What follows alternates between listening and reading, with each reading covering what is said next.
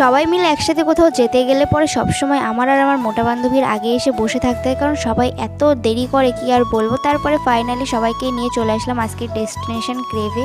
আগেও এখানে আমরা একবার এসেছিলাম, এখানকার খাবারটা আমাদের ভালো লেগেছিল বলে আজকেও আমরা আবারও এসেছি। অতনু আর বিষ্ণু যেহেতু পরীক্ষার মধ্যে জন্মদিন পড়েছিল, তাই ওরা আমাদেরকে ট্রিটটা তখন দেয়। ফাইনালি আমাদের এক্সাম শেষে আজকে ট্রিট দিল, আর সবাই মিলে যখন খাবারের ফটো তুলতে ব্যস্ত তখন সেখান থেকে আমি একটা তুলে নিয়ে খেতে ব্যস্ত ছিলাম। তার নিয়ে তো সবাই সেই হাসি হাসি। আর এদিকে দেখো পান্ডা লোকের গ্লাস থেকে কিভাবে চুরি করে খাচ্ছে।